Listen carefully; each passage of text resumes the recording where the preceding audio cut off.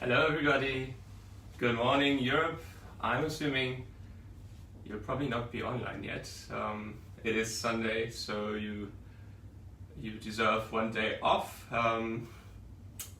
Good afternoon Asia and Australia, and good evening to the Americas. Welcome to day 4 of Krichel's Quarantiano diary. Before we start, I'm always so scared of forgetting that, and it seems it's like the most important thing to do, to be honest. So probably yesterday you noticed that we had quite bad weather here in Hong Kong. There was a very loud thunder at the end. You probably heard it towards the last minute of the stream. You could hear it. It was a very loud thunder,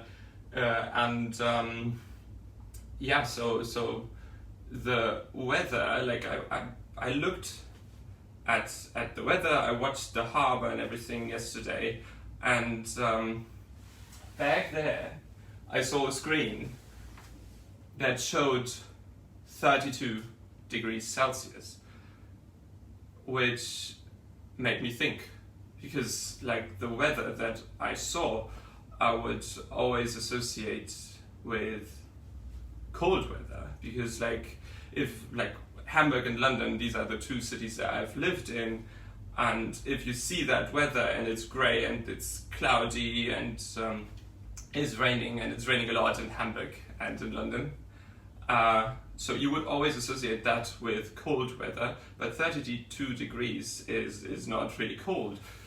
So I had an epiphany that I actually don't know what Hong Kong feels like. Because, so when I landed, I arrived here in Hong Kong. I had to spend 9 hours at the airport waiting for my test result. And then when I was left out, I only had a few seconds to get into the car that brought me to the hotel, and then from the car into the hotel. And I have to say that I don't have a lot of memory of these seconds, simply because I was very tired. Obviously I was traveling for over 24 hours. I didn't sleep much on the plane, I didn't sleep much at the airport while waiting for my result. So I realized that I don't know, despite being here for almost 5 days, I don't know what Hong Kong is, what Hong Kong feels like, what the air is, what it means to be on the road. Really, the only thing I know is that I'm fighting with my aircon here in the hotel room, because 21 degrees Celsius sometimes seems too cold and 22 degrees Celsius seems too warm, meaning I'm switching all the time between 21 and 22. Maybe I'll sort it out sometime during these days. But also I realized that these windows that I have here in the suite, and you probably saw it on either my Instagram stories or you see it now, it really helps with the quarantine. Because I played this mind game that I tried to imagine having these windows in front of a wall or another building or in another hotel, which happens quite often when you're in big cities, of course. And this would be so much different. This would be really hard. It would be really, you don't have, now with this view, your eyes can go wide, you can see things, you can watch things, you can just sit by the window and feel you're part of the game, which you can't if there's nothing to see. So I think these windows and the view, it really, really helps with the solitude, I have to say. Because since I'm here, I've also never seen human beings, really. So watching all these catboats, sailing boats, little ships is very nice, and I just wanted to say you can spend hours, but I didn't actually spend hours, but I spent a lot of time just sitting there and watching. And this is something that I realized I haven't done much recently. And it's nice sometimes. It's nice to just watch and think. And this already brings us to the piece of music that I'm going to play for you now. The Gondoliera of the cycle Venezia and Napoli by Franz Liszt. Some of you probably know it because I've also played it at the drive-in recital that was recorded and that is on YouTube and everywhere, basically. So the Gondoliera, as you can imagine, is a piece that is about a gondolier, or the gondoliers that sing, and we're on the water. So this is why I thought it's just so nice to play this today, because I had this inspiration yesterday with the water, with the boats, and I think this piece really matches the situation, and it's just when I play this piece, I think what's really nice is how Liszt tries to imitate the sound of water, like on the piano. We talked about how the piano is a very percussive instrument, and it's really hard to sing on the piano. It's really hard to make a crescendo on one note. Basically, it's impossible, but you can still try through suggestions. And with the water, it's the same. So it's very much like, I still remember my mentor telling me that when I'm trying to reproduce the sound of water on the piano, it's not about thinking. It's not about thinking what do I have to do to make it sound like water. It's about letting it happen. And this is really what I thought yesterday. You know, you see all these boats and you think it's just happening. It's just so like it's like a meditation, really. And this is the same thing here. If you try to control water, if you try to hold water, only if it's ice you can hold it. But if it's water, it will flow out of your hands. And this is the same thing when you try to reproduce the sound of water. If you try, you fail. And it's very much like flowing, like trusting yourself, trusting your arms, trusting your fingers, just being very natural and just having the sound of water in your heart rather than in your head. So I'll do my best to reproduce that sound of water. And this is basically what the song is about. The Gondoliera is about water. Like everything that you can hear that is fast and that is glittery is supposed to be water, I think. And the beautiful melody in it, that's supposed to be the song of the gondoliers. So I hope you can hear that and have fun.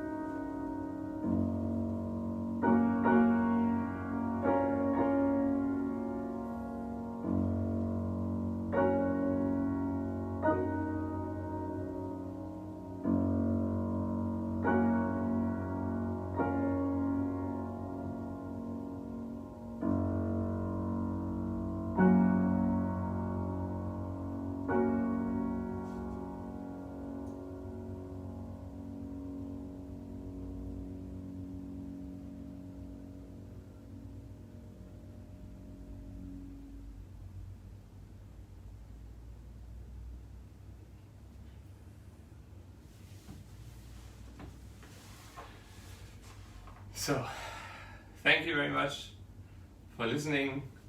Many greetings to you if you're in Venice. Many greetings to you if you're anywhere in the world. And I'm looking forward to seeing you here tomorrow. Same place for me, same time for you and me. Have a great Sunday. See you tomorrow. Bye.